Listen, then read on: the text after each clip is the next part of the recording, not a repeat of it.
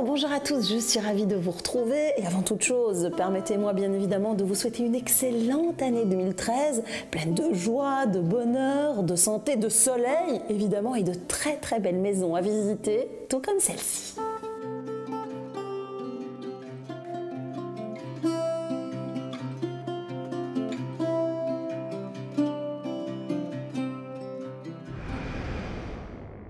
Alain habite une maison très classique, mais il adore les lofts. Qu'à cela ne tienne, il a transformé la maison en loft. On a descendu un peu plus loin la toiture et comme ça on a pu placer un grand canapé et ça devient pratiquement l'endroit, je dirais, le plus convivial de la maison, quoi. Michel Penman est un architecte d'intérieur très prisé et il nous dévoile ce que 2013 nous réserve en matière de déco.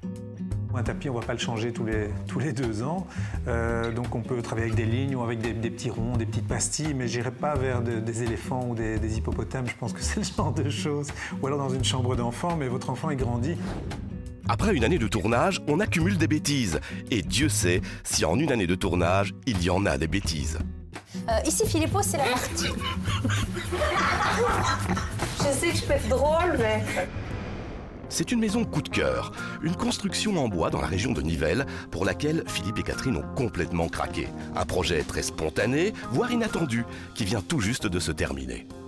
Philippe, racontez-moi, moi je veux tout savoir sur cette maison. Comment se fait-il que vous avez décidé de construire ici? Parce que vous aviez déjà une très belle maison avant ça. Oui, tout à fait. Donc, on était installé à une profonde ville, ouais. Et on a décidé donc de revendre du jour au lendemain pour pouvoir construire donc ici dans les environs de Nivelles. Pouvoir construire une maison en bois massif comme celle-ci. Voilà, on a vraiment fait la différence entre le traditionnel et voilà, quelque chose d'un peu plus chaleureux, plus différent en tout cas de ce qu'on voit habituellement. C'est en feuilletant une revue de décoration que le couple a littéralement flashé sur ce type de construction. Un choix esthétique, mais pas uniquement. Choisir le bois plutôt que du traditionnel a des avantages, mais aussi des inconvénients. Qu'est-ce que vous ressentez dans une maison en bois? Alors, ce que je ressens principalement, c'est le côté chaleureux du bois, évidemment. Ça, c'est quelque chose qui nous ressemble aussi un petit peu. On aime bien recevoir des gens, on aime bien le côté chaleureux, convivial, qu'on n'a peut-être pas forcément dans une maison traditionnelle. Le côté négatif d'une maison en bois, c'est l'isolation acoustique. Donc il peut y avoir des soucis au niveau de certaines pièces, donc on peut entendre le bruit. Donc c'est pour ça qu'il faut créer certaines zones tampons entre justement 2 chambres, par exemple. Philippe a donc placé de l'isolation anti-bruit, mais surtout, il a bien pensé à la disposition des pièces. Dans la conception de la maison, chacun a sa partie. Voilà, donc dans la conception de la maison, on voulait vraiment avoir un appartement de notre côté, avec vraiment chambre, salle de bain, douche et dressing. La fameuse suite parentale. Et le dressing pour madame. De madame, le dressing, ça va souvent de pair, hein, c'est le dressing de madame. Exactement. Et alors tout ce qui est de ce côté-là pour notre petit Thibaut, qui lui a aussi sa chambre. Enfin, au sommet de la maison, sous les toits, un joli grenier, actuellement aménagé en salle de jeu, mais qui pourra servir plus tard pour le rangement. Alors, j'ai vu le haut, mais moi je suis très curieuse, j'aimerais bien voir le bas. D'accord. Je peux vous accompagner? Allons-y. Allez, c'est par là. À Morlanoué, Alain est le nouvel habitant d'une maison très classique. Mais ce n'est pas trop son style. Lui, ce qu'il aime, c'est la vie en loft. Voyons ce qu'il en a fait.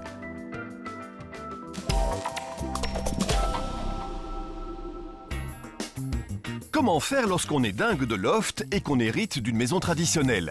Eh bien, c'est très simple. On transforme la maison en loft. Oui, enfin, plus facile à dire qu'à faire. Ceci est la maison de mes parents. Ils ont habité une 40aine d'années ici. Moi, j'étais parti après vivre à Bruxelles. Nous habitions dans un loft. Et on a voulu, lorsque l'occasion s'est présentée ici de, entre guillemets, récupérer la maison, de l'aménager avec vraiment cet esprit loft dans tout ce que ça comprend. Et là, forcément, il a donc fallu faire quelques transformations. Pour commencer, les murs entre la cuisine, la salle à manger et le salon ont tous été abattus. En même temps, c'est le principe du loft. Tous les espaces sont ouverts. C'est un bon début, mais ce n'est pas tout. Restait encore à relooker la déco. Pour donner donc cette ambiance loft, nous avons recréé à certains endroits des poutrelles métalliques qui sont d'une couleur fortement différente de l'ambiance du loft. Nous avons réalisé un parquet en chêne blanchi et nous avons pu créer un plafond suspendu qui marie lumière indirecte et lumière directe. Les luminaires, ici on adore. Alain a beaucoup misé là-dessus pour donner du peps à son living. Par exemple celui-ci, qui peut changer de couleur un peu suivant nos envies et le décor qu'on a envie de créer. On a également cet autre luminaire, qui existe d'ailleurs dans différentes dimensions, donc en fonction de la place qu'on a, et de l'intérieur qu'on a, on peut l'avoir plus petit, plus grand. Enfin, nous, on a pris le plus grand qu'il y avait pour dire de meubler. On a également pris ce lustre ici, un peu spécial, un peu style baroque comme ça, mais qui donne une autre touche aussi d'ambiance à l'intérieur. Et ça coûte combien tout ça? 500 € les appliques qui changent de couleur, 1100 € le luminaire multi-abat-jour et le lustre baroque là, c'est le prix fort, 2500 €. Et celui dans la cuisine, 395 €. Dans le salon et la salle à manger, c'est du design italien spécial pour loft, mais disponible uniquement sur le marché américain. Un must en somme. La cuisine a aussi eu son lot de transformations. Maintenant, c'est quand même plus convivial. L'espace cuisine a été conçu toujours en gardant l'esprit de loft, c'est-à-dire ici d'avoir un espace famille plus restreint autour de la cuisson, avec des espaces dégagés comme avec la hotte et ses spots qui sont dans un caisson plus bas, et avec aussi un espace plus polyvalent dans lequel on peut venir faire de la couture, faire les devoirs ou poser un petit ordinateur portable. Pour un look encore plus contemporain, des stores dernière génération occultent les fenêtres. Le genre astucieux. En fait, c'est très simple. Donc, vous les avez soit en position ouverte comme maintenant, et on peut simplement occulter complètement de l'extérieur en faisant ceci. Et puis, quand on a envie, bien entendu, il suffit de tirer, et là, vous avez une ouverture complète sur l'extérieur. Question prix, le modèle 90 cm de large revient à 60 €. À l'étage, pas de gros changements dans les chambres, mais le palier a trouvé une nouvelle vocation. On a cassé tout ce qui était mur, on a descendu un peu plus loin la toiture, et comme ça on a pu placer un grand canapé, et ça devient pratiquement l'endroit, je dirais, le plus convivial de la maison, quoi. En fait, c'est devenu le salon télévision et l'espace intime de la famille. Elle est pas belle la vie en loft, même dans une maison? On se retrouve dans un très court instant, juste après la page de pub, pour découvrir d'autres reportages et puis aussi la suite de la visite de cette très belle maison.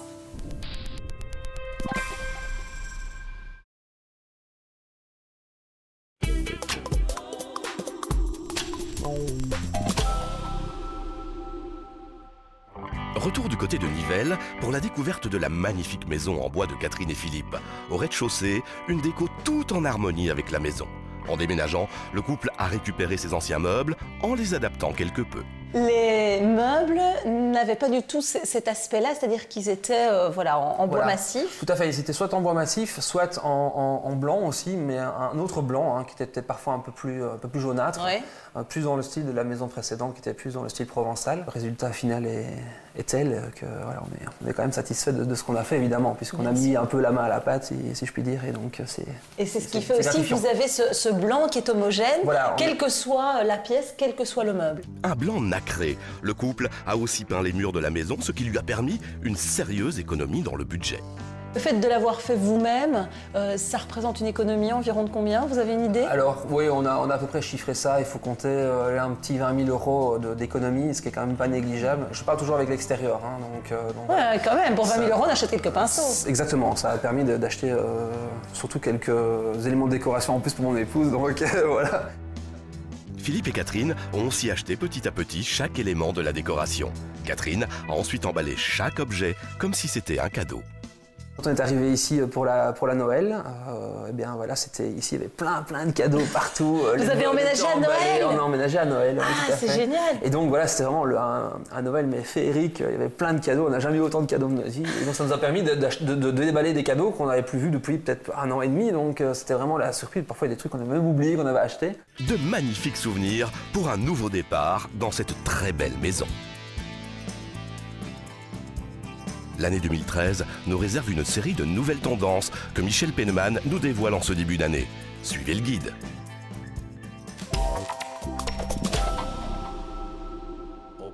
Michel Penman est l'un des architectes d'intérieur les plus prisés de la capitale. Le designer nous reçoit dans ses bureaux pour nous dévoiler ce que 2013 nous réserve en matière de déco. Matériaux, couleurs, mobilier, pour tout savoir avant tout le monde, suivez le guide. Les tendances actuelles sont à la customisation, actuelles et futures sont à la customisation des produits, aussi bien au niveau de la mode qu'au niveau du design. Donc les gens maintenant, ils veulent introduire leur propre image ou leur propre dessin préféré, etc. S'investir encore un peu plus dans son intérieur, c'est la grande tendance. L'autre aspect, ce sont les matériaux industriels qui deviennent à la portée de tous. Ce genre de matériaux aussi, on peut se voir et puis en fait, à partir du moment où on tourne, le matériau devient opaque. Donc des petits effets de style qui sont intéressants. Dans un loft, imaginons qu'on ait une très grande surface, eh bien on peut acheter des panneaux comme ceci qui font 3 mètres sur 1 mètre. On peut en mettre quelques-uns et disons un peu intimiser la pièce, mais en même temps avoir un jeu sur la transparence qui est assez intéressant. La déco Esprit Loft continue de nous charmer en 2013, tout comme les matériaux recyclés. Clé sur porte vous dévoile même en exclusivité la couleur qui va vous accompagner tout au long de l'année. On utilise de plus en plus les couleurs vives. Je dirais ça ici, c'est une couleur qui sera la couleur Pantone qui a été choisie pour 2013. Donc c'est une couleur qui s'appelle Emerald Pantone, donc émeraude. Et donc c'est une couleur qui va un petit peu dicter les tendances au niveau de la mode, du design et de l'architecture. On ne va pas se baser simplement là-dessus, mais ça donne déjà une tendance. La customisation, c'est le mot d'ordre. Les sols et les murs ont droit à leur petite touche perso. Pour les tapis par exemple, il existe maintenant des fabricants qui impriment n'importe quel motif. Mais attention à ne pas s'emballer non plus. Moi je dirais il faut essayer d'avoir des motifs plutôt sobres puisque les choses, surtout un tapis, on ne va pas le changer tous les 2 ans. Donc on peut travailler avec des lignes ou avec des petits ronds, des petites pastilles, mais je n'irai pas vers des éléphants ou des hippopotames. Je pense que c'est le genre de choses. Ou alors dans une chambre d'enfant, mais votre enfant il grandit. Donc c'est plutôt intéressant de travailler avec des motifs, je dirais, non formels, plutôt linéaires ou des choses comme ça. Comptez plus ou moins 35 € le mètre carré, pose non comprise. Changer un carrelage ou un parquet devient aussi plus facile.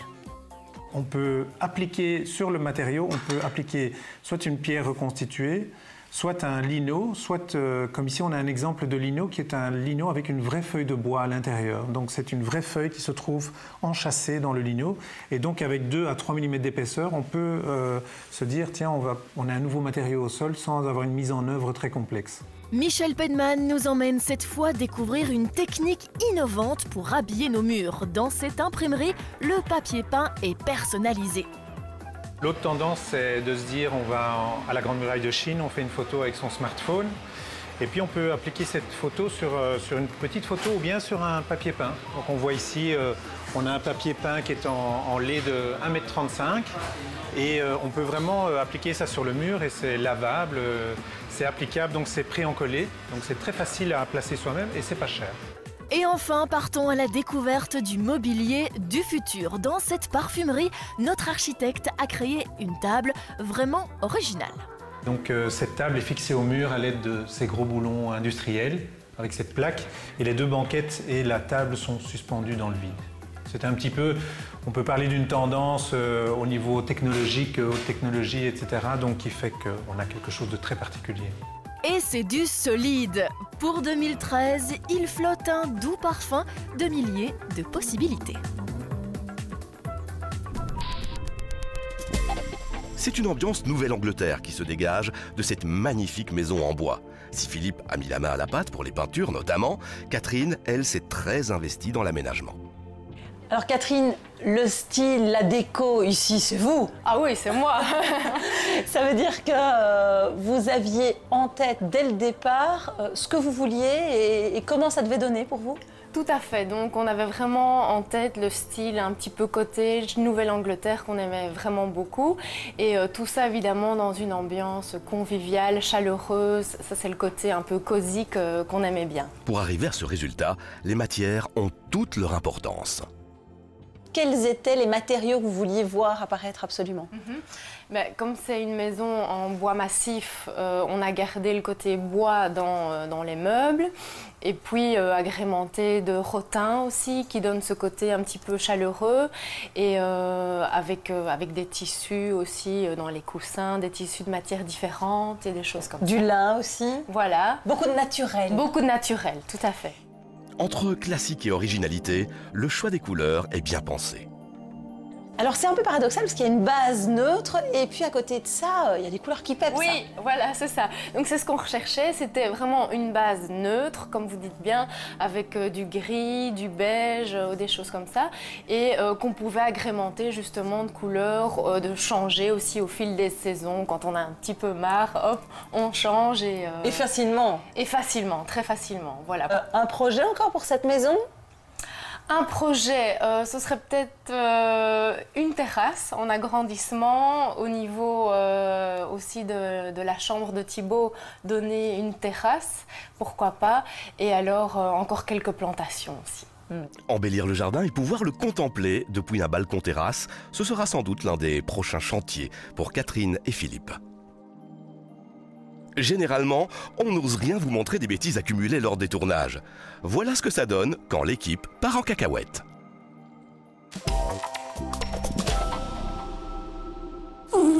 Non.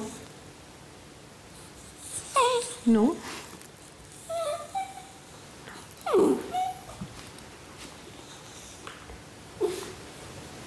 Tu fais quoi là? Je tourne pour le bêtisier. Sympa. Dans un lieu qu'on pourrait qualifier... Je vais parler plus doucement parce que j'articule pas. Bonjour à tous, nous sommes aujourd'hui en région liégeoise dans un lieu qu'on... Un espace qui malheureusement devient très vite trop exigu, à moins d'y...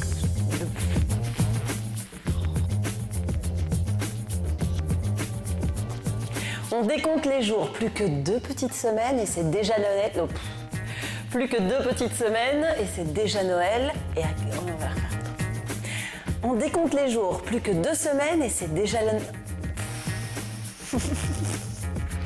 Non, vraiment. Hein? Voici donc les merdes. 3, 2, 1. Voici donc... Je fais ce que je dis et elle va tout quitter. C'est trop tard. Merde. C'était moi. Comment vous appelez cette pièce? Oups, ça c'est ce qu'on appelle complètement mon jardin d'hiver. C'est vraiment le long de la Meuse, entre Namur et Huy.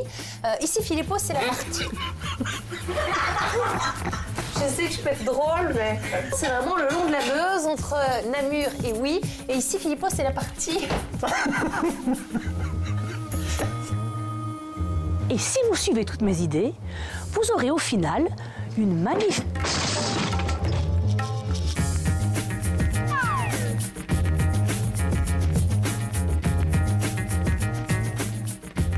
Là, comme ça. Voilà, tu vois ça, voilà, ça c'est sensuel. Ça c'est sensuel. Oh mon Dieu.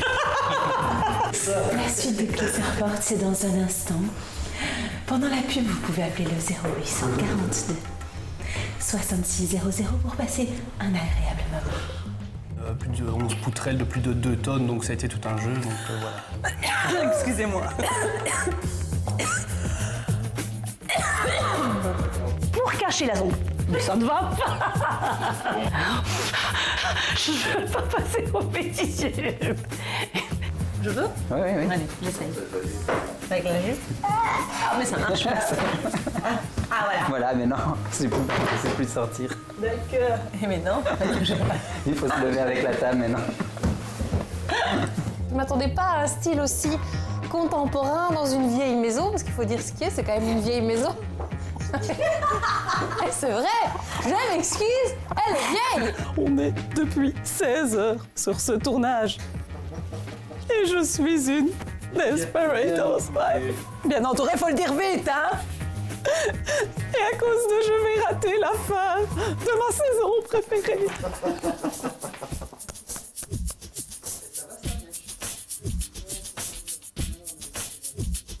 Attends, je fais comme Scarlett O'Hara, je me réveille avec mes pommettes, voilà. Je me suis fait mal. de faire la connaissance de...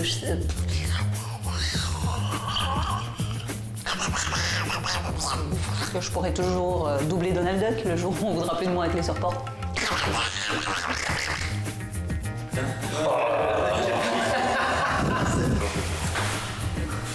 Ouais, vas-y. Ça va? Ça, c'est le côté agréable des grandes baies vitrées. L'émission touche tout doucement à sa fin. J'espère que vous avez passé comme moi un excellent moment. Je vous souhaite encore une merveilleuse année 2013. Quant à nous, on se retrouve samedi prochain. Petit conseil au passage, n'hésitez pas à surfer sur notre site internet via www.rtltvi.be, ce qui vous permettra d'abord de retrouver plein d'informations concernant l'émission. Également, de vous inscrire pour participer à l'une des prochaines séquences de l'émission. Pourquoi pas un home staging, goûter à cette expérience du relooking de la maison en vue peut-être de la vendre par exemple. Eh bien n'hésitez pas, contactez-nous. Passez un excellent week-end et je vous dis à très bientôt. Je vous embrasse.